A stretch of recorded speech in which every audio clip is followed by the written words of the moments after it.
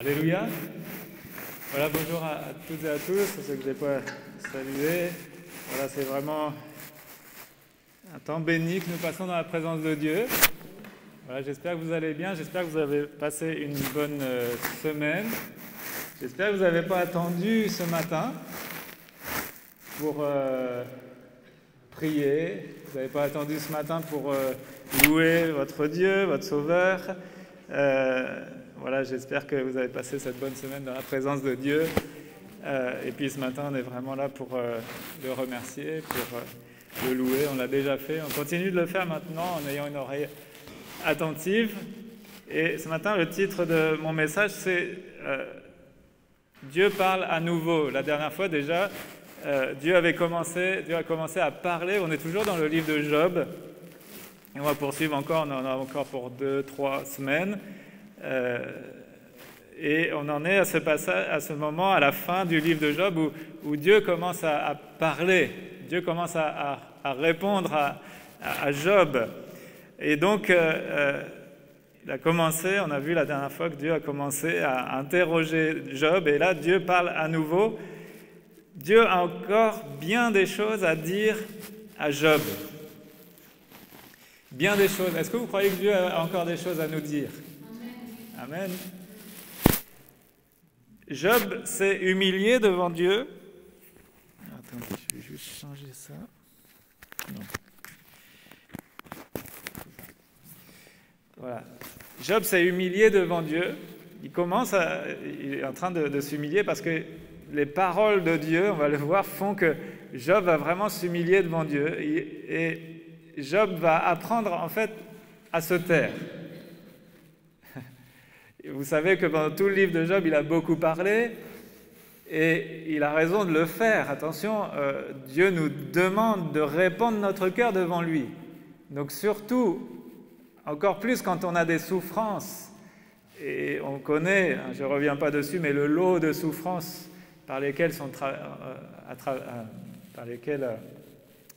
est passé Job, et ces souffrances ont véhiculé toutes sortes de questionnements dans son cœur, d'interrogations, d'incompréhension, et tout ça, il l'a exprimé à Dieu. Et c'est bien de le faire, hein. C'est très bien de le faire. Il faut le faire, répandre son cœur devant Dieu. Mais il y a des fois, dans la souffrance, on dit des choses qui ne sont pas tout à fait justes. Ça a été le cas pour Job. Et il y a un moment donné où il faut apprendre à se taire, parce que Dieu veut nous parler. Et ici, Dieu veut encore parler, Dieu veut aller plus loin. Il veut faire voir à Job à quel point certaines de ses pensées, les pensées de Job, concernant Dieu, étaient faussées, étaient mauvaises. Alors, je vous invite à lire, on va lire ensemble dans Job, chapitre 40, à partir du verset 1er. Alors parfois, il y a des petites différences de numérotation entre la Bible, entre la version second et la version Summer. Job, chapitre 40, verset 1er, je vais regarder si c'est bien les mêmes choses. L'Éternel répondit à Job du milieu de la tempête. Alors, si ce n'est pas le verset 1er, c'est le verset 6. Voilà. L'Éternel répondit à Job du milieu de la tempête et dit « Saint terrain comme un vaillant homme, je t'interrogerai et tu m'instruiras. » Ça, c'est l'humour de Dieu. « Je t'interrogerai et tu m'instruiras. Anéantiras-tu jusqu'à ma justice? Me condamneras-tu pour te donner droit? As-tu un bras comme celui de Dieu, une voix tonnante comme la sienne? Orne-toi de magnificence et de grandeur, revêt-toi de splendeur et de gloire, répands les flots de ta colère et d'un regard abaisse les hautains, d'un regard humilie les hautains, écrase sur place les méchants, cache-les tous ensemble dans la poussière, enferme leur front dans les ténèbres. Alors je rends hommage à la puissance de ta droite. Voici l'hippopotame, à qui j'ai donné la vie comme à toi. Il mange de l'herbe comme le bœuf, Le voici, sa force est dans ses reins et sa vigueur dans les muscles de son ventre. Il plie sa queue aussi ferme qu'un cèdre. Les nerfs de ses cuisses sont entrelacés, ses os sont des tubes d'airain, ses membres sont comme des barres de fer. Il est la première des œuvres de Dieu, celui qui l'a fait l'a pourvu d'un glaive. Il trouve sa pâture dans les montagnes où s'ébattent toutes les bêtes des champs. Il se couche sous les lotus, au milieu des roseaux et des marécages. Les lotus le couvrent de leur ombre, les saules du torrent l'environnent. Que le fleuve vienne à déborder, il ne s'enfuit pas. Que le Jourdain se précipite dans sa gueule, il reste calme. Est-ce à force ouverte qu'on pourra le saisir?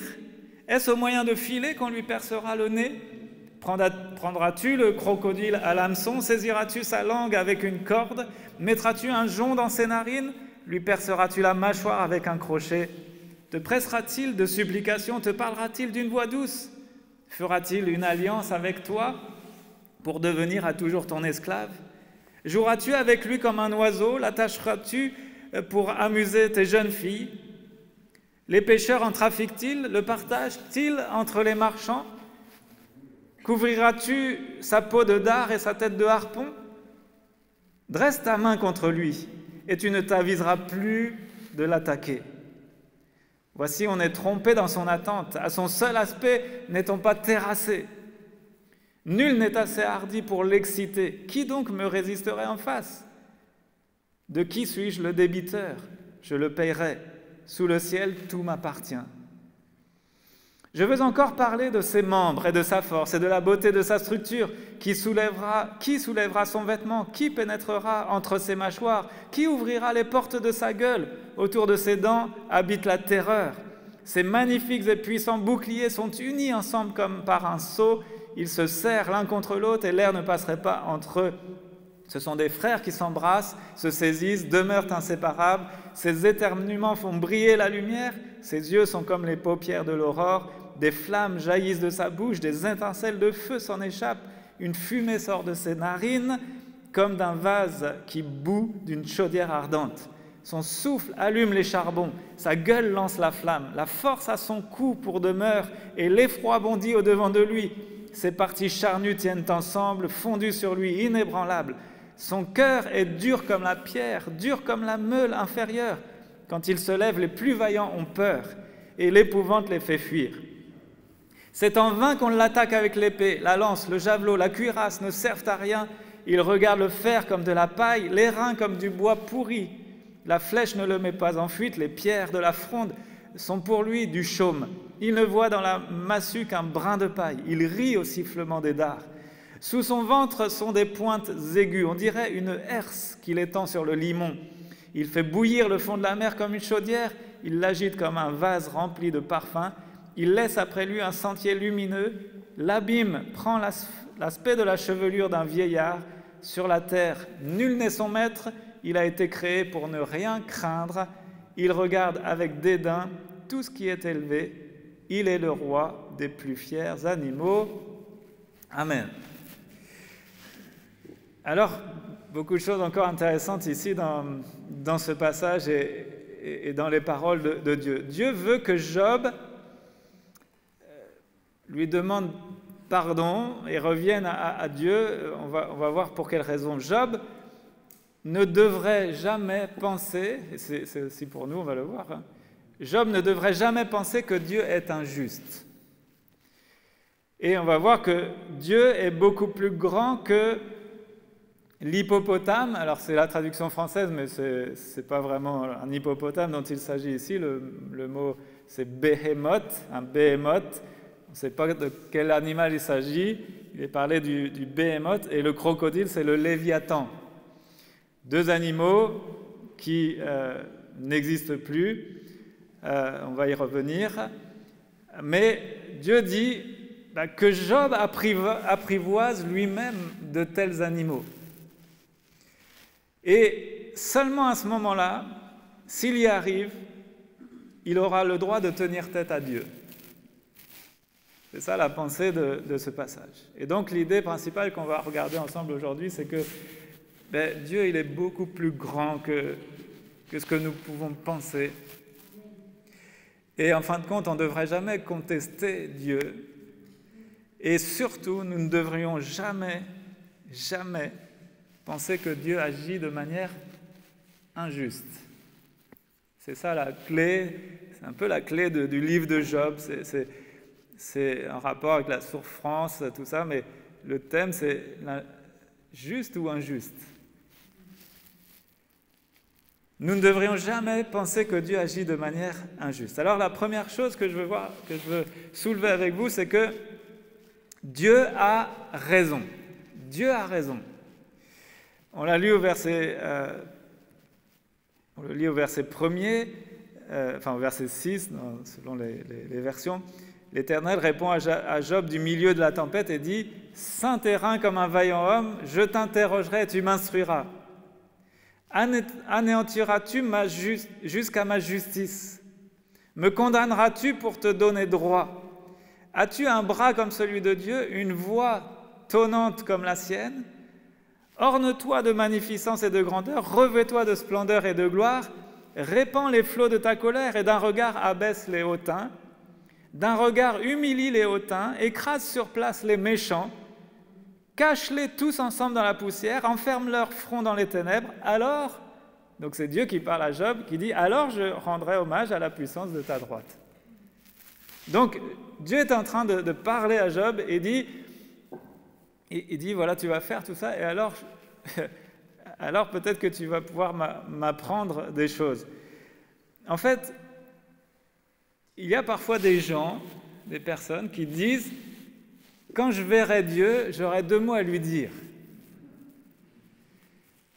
Si j'ai Dieu en face de moi, je vais lui poser des questions. J'ai des questions à lui poser, j'ai 2 mots à lui dire. » Alors, est-ce que ces personnes-là, peut-être on l'a fait nous-mêmes, est-ce qu'on a raison de parler de cette manière? C'est ce que Job a voulu faire. Hein. Job, il voulait trouver Dieu. Il voulait le trouver pour lui poser des questions. Ah, si je pouvais l'avoir en face de moi, je lui demanderais, je lui poserais toutes ces questions et il me répondra. Et surtout, en particulier, il voulait lui demander s'il trouvait juste de l'accabler en lui envoyant autant de douleur et de peine.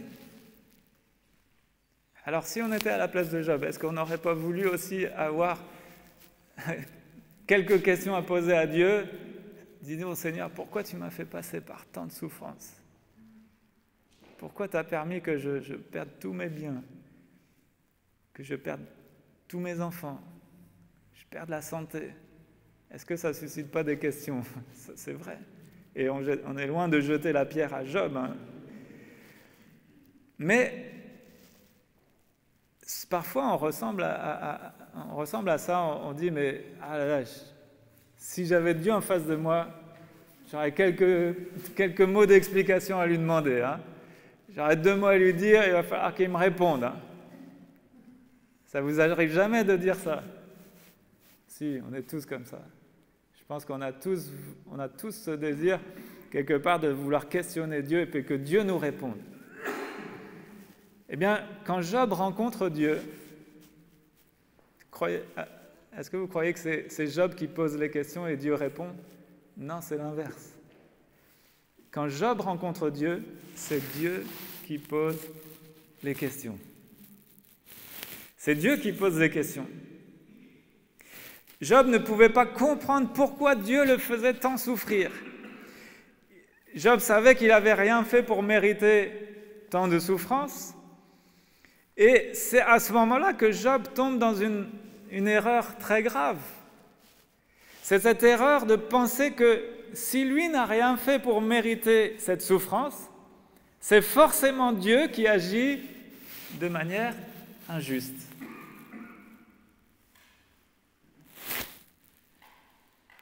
Qui n'a jamais fait cette erreur-là? On souffre, on passe par des épreuves, des difficultés de tous ordres. On ne comprend rien à ce qui se passe. Et il y a des fois où on subit des choses, on sait qu'on n'a rien fait pour mériter ça. Et donc, si on se dit « j'ai rien fait pour mériter ça », alors c'est forcément Dieu qui agit de manière injuste.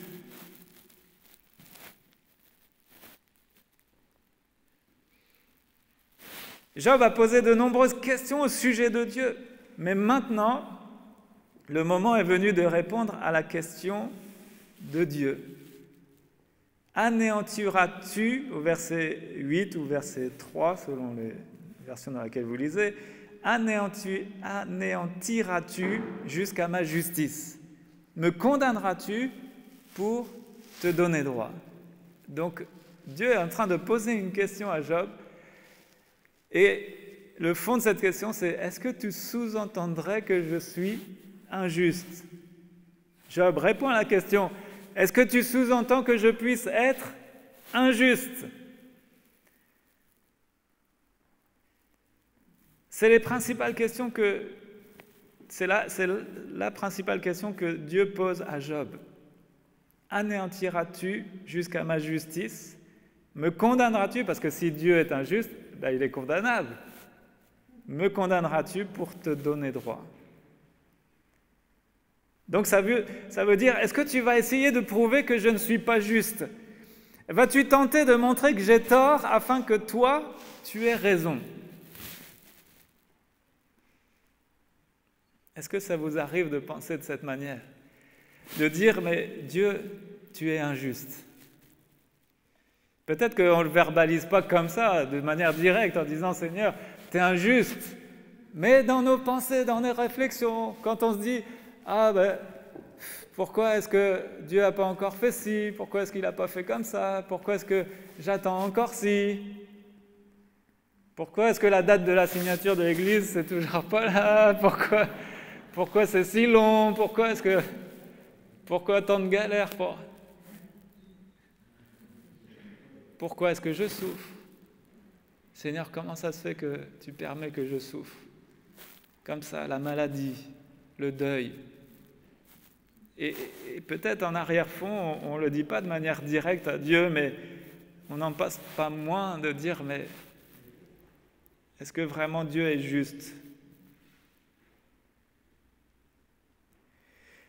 Et donc,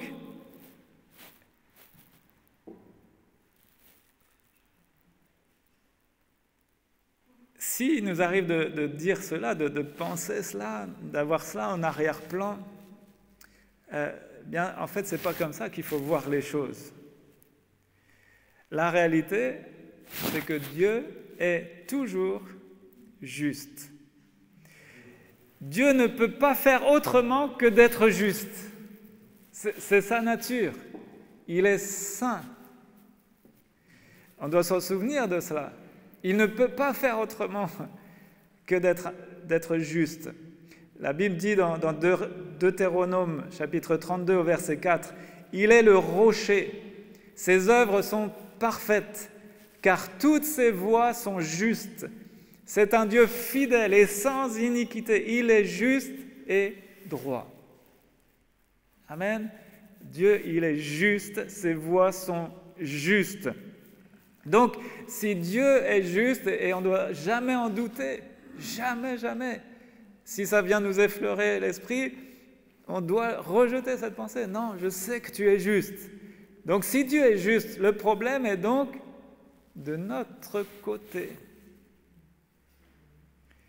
Nous ne comprenons pas pourquoi. Tout comme Job, parce que nous n'apercevons qu'une infime partie de ce que Dieu est en train de faire. Nous sommes des êtres limités. Limités. On peut être qu'à un endroit à la fois. Notre regard, il est limité. Notre ouïe est limité. Et notre compréhension, elle est tout aussi limitée. Nous sommes des êtres limités. Dieu, lui, ne l'est pas. Et quand il agit, non seulement c'est toujours de manière juste, mais il agit... C'est comme quand nous, on regarde des fourmis. Les fourmis ont certainement aucune conscience que nous, on est en train de les regarder, puis on voit non seulement la fourmilière, mais on voit toute la forêt qu'il y a autour. Bien, Dieu, il a ce regard-là sur nous. Il a une vue tellement plus grande que nous, tellement périphérique, tellement plus large. Sa sagesse est infiniment élevée au-dessus de la nôtre. Il a une compréhension, une connaissance absolue de toute chose. Nous, notre connaissance, elle est limitée. Vous êtes d'accord? Tellement limitée. Alors on essaye de faire des hommes augmentés, paraît-il, en ce moment. Ils testent des puces dans les... Vous avez entendu ça? Des puces dans les cerveaux des cochons, là, pour essayer Donc c'est des tests pour essayer de voir s'ils peuvent nous augmenter la mémoire, nos capacités. Ça. Et voilà, on essaye de pallier à nos limites. Donc, le problème, c'est notre vision à nous limitée. Nous n'apercevons qu'une infime partie de ce que Dieu est en train de faire. Nous ne sommes pas Dieu. C'est ça notre problème, en fait. C'est ça qui nous pose problème. On n'est pas Dieu. Ah, il y en a qui s'élèvent au-dessus de Dieu, sans problème. Mais nous ne sommes pas Dieu. Et donc, Dieu met Job à l'épreuve. Dieu veut que Job lui montre qu'il est capable d'agir comme Dieu. Et il lui dit, Job, abaisse le méchant, abaisse l'orgueil des méchants. Donne-leur ce qu'ils méritent aux méchants. Et s'ils n'arrivent pas à le faire, eh bien qu'il laisse Dieu le soin, qu'il laisse à Dieu le soin de savoir ce qui est juste ou non. As-tu un bras comme celui de Dieu? As-tu une voix tonnante comme la sienne? Orne-toi de magnificence, de grandeur, revêt-toi de splendeur et de gloire. Répands les flots de ta colère et d'un regard abaisse les hautains. D'un regard humilie les hautains, écrase sur place les méchants. Si tu arrives à faire ça, Job, ok, on va discuter. Est-ce que Job pense être aussi fort et glorieux que Dieu? Alors dans ce cas, qu'il le prouve, qu'il agisse comme Dieu, qu'il juge les orgueilleux et les méchants et qu'il mette fin à leurs agissements. Alors évidemment, la réponse, quand Dieu pose les questions, la réponse, on la connaît tout de suite. On connaît tout de suite. On sait que Job est incapable de faire ça. Donc qu'est-ce qu'il doit faire? Il doit écouter Dieu. C'est Dieu qui sait ce qu'il fait. Dieu a raison. Dieu a raison. Et puis deuxième chose, c'est très simple. Hein. Première chose, Dieu a raison. Et deuxième chose, Dieu est Dieu. Dieu est Dieu. Dieu continue son questionnement à l'égard de Job. Est-ce que tu vas prendre le crocodile à l'hameçon? Donc je rappelle, ce n'est pas un crocodile, c'est le Léviathan. Vas-tu prendre le Léviathan à l'hameçon? Et l'hippopotame, c'est le Béhémoth. Donc certaines traductions reproduisent vraiment le mot Béhémoth ou Léviathan. Alors ça peut faire penser à un hippopotame, ça peut faire penser à un crocodile. Moi, je ne trouve pas que c'est très ressemblant quand on lit bien la description.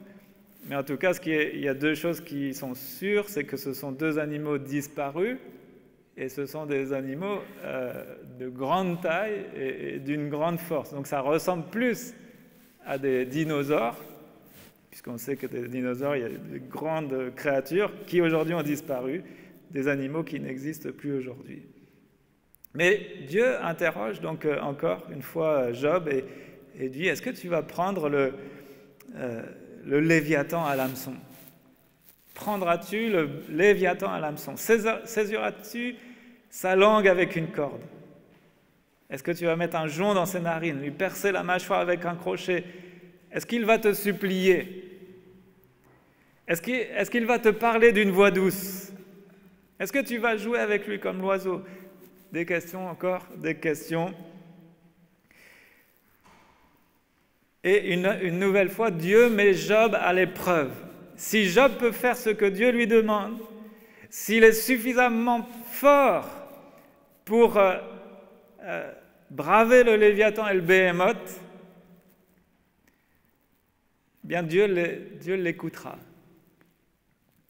En fait, si Job est suffisamment fort pour oser poser des questions à Dieu, alors il devrait être aussi fort pour braver le Léviathan et le Béhémoth. C'est un peu ça la pensée de Dieu. Attends, t'es qui toi pour me poser des questions, pour m'apprendre ce que je dois faire? Alors va d'abord dompter le Léviathan et après, ok, j'écouterai tes questions. Job devra attraper le Léviathan, il devra lui mettre une corde autour du cou, il devra l'apprivoiser, le contrôler comme un animal domestiqué. Mais on sait très bien que tout ça, c'est impossible. Impossible. À moins d'être Dieu. Parce que le Léviathan est tellement féroce que personne n'ose s'en approcher. Nul n'est assez hardi pour l'exciter. Qui donc me résisterait en face ? Donc personne ne peut apprivoiser ce Léviathan. Il est beaucoup trop féroce. Aucun homme n'est suffisamment fort pour pouvoir maîtriser un tel animal. Par conséquent, personne n'a la force nécessaire pour tenir tête à Dieu. Parce que c'est Dieu qui a créé le Léviathan.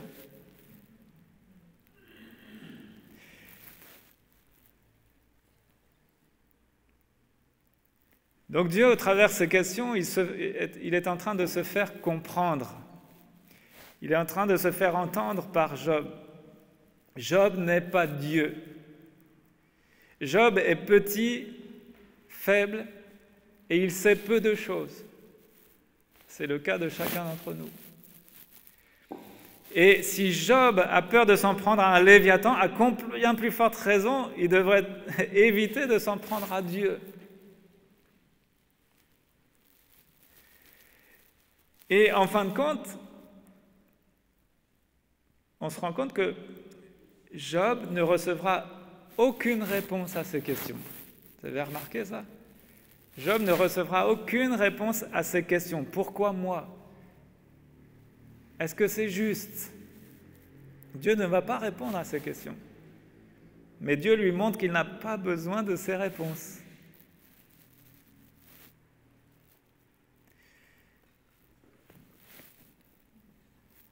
La seule chose que Job a à faire, c'est croire. Croire que Dieu est Dieu. Croire que Dieu est juste et bon. Croire que Dieu sait ce qu'il fait. C'est le domaine de la foi, tout simplement. Et il y a des fois, on peut avoir toutes sortes de questions, mais Dieu ne va peut-être pas répondre. Il y a des questions auxquelles il répond, mais il y a des questions auxquelles peut-être il ne répondra jamais. Mais il veut simplement qu'on lui fasse confiance. Et qu'on fasse surtout attention de ne jamais croire que Dieu puisse être injuste. Il sait ce qu'il fait. Il sait tout à fait ce qu'il fait. Et dans ce qu'il fait, il est juste. 100% juste et bon. Alors parfois, c'est vraiment difficile pour nous de comprendre ça. C'est vraiment difficile de comprendre que Dieu est juste et bon. Souvent, les circonstances nous font penser plutôt le contraire. Et d'ailleurs, ceux qui ne connaissent pas Dieu ne se privent pas pour le dire. Ah oui, mais si Dieu existait, il n'y aurait pas tant de guerres. Si Dieu existait, il n'y aurait pas le coronavirus. Si Dieu existait, il n'y aurait pas tant de souffrances, tant de malheurs. Et donc, beaucoup pensent qu'il y a quelque chose d'injuste dans toutes ces choses. Alors, je ne dis pas que ces choses sont justes. Rappelons-nous que nous vivons dans un monde qui a été souillé par le péché. Et nous vivons dans ce monde rempli d'injustice. Mais c'est à cause du péché, c'est ce monde qui est dans l'injustice. Mais Dieu, lui, n'est pas injuste. Donc souvent, les circonstances nous font penser que Dieu pourrait être injuste. Donc n'oublions pas les leçons de ces chapitres, les leçons de Job. Et puis, je voudrais juste vous poser une question. Pour comprendre la justice de Dieu, est-ce que vous croyez que c'était juste et bon que Jésus soit crucifié ?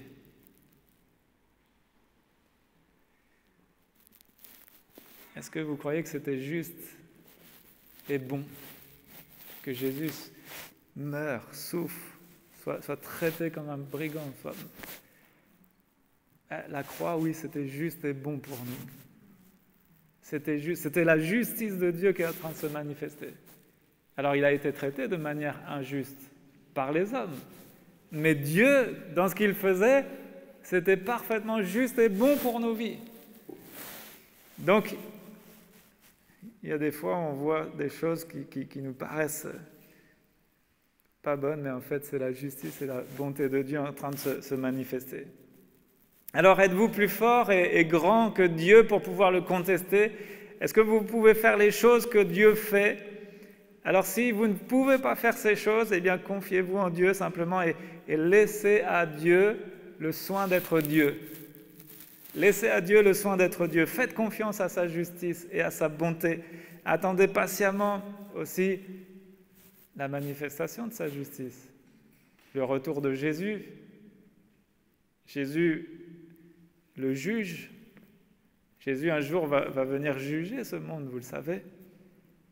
Quand il viendra, il va tout remettre à sa place. Donc, attendons patiemment aussi cela. Parce que si Dieu, aujourd'hui, peut-être ne manifeste pas sa justice, c'est parce qu'il use de patience. Mais un jour viendra où il jugera ce monde. Donc, voilà ce qu'on peut en retirer de ce passage. Et pour conclure, je dirais aussi ceci, c'est que, en fait, la réalité, c'est que nous sommes tellement orgueilleux. Nous sommes tellement orgueilleux. Alors, je ne sais pas, j'ai dit nous, je m'inclus dedans. Après, je vous laisse le soin de vous inclure ou pas dans ce nous. Mais nous sommes tellement orgueilleux. Il nous arrive même de penser que nous savons mieux que Dieu. Et ça, c'est de l'orgueil. Alors, on a besoin de demander à Dieu de nous montrer. De nous montrer que lui, il est juste, il est bon. En fait, nous, on est tellement petits. Dieu est tellement grand. Notre connaissance est tellement limitée. La connaissance du Seigneur est tellement grande. Alors, c'est quand on a cet orgueil-là qui est en nous, que ça nous arrive de douter de Dieu, de remettre en cause sa façon d'agir. Alors, simplement, veillons à ne jamais faire cela. Retirons les leçons de Job. Ne croyons jamais que Dieu est injuste et faisons lui simplement confiance. Je ne sais pas par quoi vous traversez, il y a des choses que je sais, il y a des choses que je ne sais pas. Il y a parfois des épreuves, des difficultés, des souffrances, des choses terribles parfois qui nous arrivent, tout comme Job, comme ça c'est arrivé à Job. Mais dans ces moments-là, quand il y a plein de questions qui nous viennent, quand on a envie de rencontrer Dieu pour lui poser les questions et qu'il nous réponde, eh bien non, soyons plus humbles et disons, Seigneur, voilà, tu es juste. Je sais que tu sais ce que tu fais. Je sais que tu es bon. Et si je ne comprends pas tout, ben, toi, tu sais ce que tu fais. Je veux simplement te faire confiance. Amen. C'est une question de foi. Simplement une question de confiance en notre Dieu. Amen. On peut prier le Seigneur. Voilà, c'est vrai qu'alors que Job avait toutes sortes de questions à te poser, bien quand tu t'es mis à parler, c'est vrai que ce n'était pas pour répondre aux questions, mais c'est toi qui posais les questions. Seigneur, certainement que aujourd'hui tu veux aussi nous poser des questions afin qu'on réponde et qu'on réalise que, Seigneur, je ne sais pas.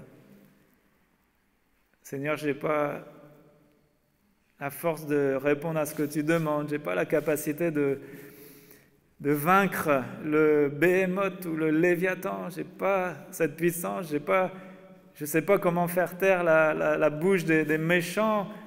Seigneur, tout cela, c'est hors de ma capacité.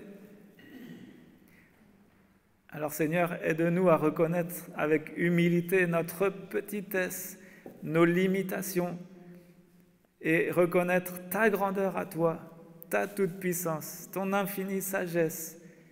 Reconnaître que toi, tu es le seul juste, que tout ce que tu fais est juste et bon, Seigneur. Pardonne-nous si peut-être on a eu la pensée de croire qu'il y avait quelque chose d'injuste dans ce que tu faisais. Pardonne-nous si jamais on a pu penser cela, Seigneur. Et nous voulons vraiment te faire confiance quant à notre avenir. Nous voulons te faire confiance quant au plan, au chemin par lesquels tu nous fais passer. Parfois, tu nous fais passer par l'ombre de la vallée de la mort, parfois par des épreuves terribles, des difficultés.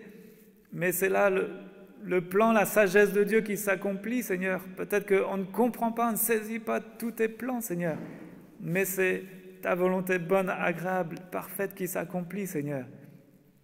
De même que beaucoup n'ont pas compris le sacrifice de Jésus, sa mort. Beaucoup n'ont pas cru que c'était là le Messie, le Christ, le Sauveur de l'humanité. Et pourtant, c'était ça, c'était ton plan. C'est le seul moyen pour nous d'être sauvés, c'est de saisir par la foi ton plan de salut, Seigneur. Alors, Seigneur, oui, je te prie pour nos cœurs, qu'on puisse réaliser toujours, jour après jour, te le dire, te le répéter. Seigneur, je te fais confiance. Seigneur, c'est toi qui es Dieu, c'est pas moi. Seigneur, c'est à toi de m'enseigner, c'est pas à moi de te dire ce que tu as à faire. Seigneur, donne-nous simplement cette humilité, donne-nous simplement cette sagesse, donne-nous suffisamment de discernement, Seigneur, pour reconnaître là tes plans, le déroulement de tes plans. Oh Seigneur, merci d'encourager la foi de chacun. Seigneur, je ne sais pas ce que traversent les uns les autres, mais si quelqu'un est venu ce matin dans ta maison, le cœur peut-être découragé, le cœur avec plein de questions, le cœur en se disant « mais c'est injuste », eh bien Seigneur, mets un baume sur son cœur et montre, comme tu l'as montré à Job, montre à ce frère, à cette sœur qu'on peut te faire confiance, qu'il faut seulement te laisser faire, te laisser agir, te laisser conduire nos vies, te laisser œuvrer dans nos cœurs. Alors merci Seigneur pour l'œuvre que tu fais. Cette œuvre, elle est merveilleuse, elle est extraordinaire. Même si on ne la voit pas, je sais que tu fais une œuvre extraordinaire. Dans nos cœurs tout d'abord, tu nous forges à ta ressemblance. Tu fais une œuvre extraordinaire dans ce monde, Seigneur. Nous savons que tu sauves encore aujourd'hui. Nous savons que tu déploies ton plan de salut pour l'humanité. Même si c'est vrai qu'à vue humaine, tout se dégrade, tout va de mal en pis, Seigneur. Mais nous savons que tu agis selon ton plan. Alors merci, et te bénir aussi parce que tu es juste et un jour tu vas manifester de manière parfaite cette justice. Tu vas venir pour juger ce monde, Seigneur. Mais nous voulons être prêts, nous voulons être en paix avec notre Dieu, ayant réglé vraiment la question de notre péché, Seigneur. Oui, tu es juste et ton jugement sera juste. Les bouches seront fermées, il n'y aura rien à te dire. Alors merci à l'avance pour l'accomplissement de cette justice parfaite que tu vas manifester. Père, c'est dans le nom de Jésus que nous t'avons prié, que nous nous approchons de toi. Amen. Amen. Gloire à Dieu.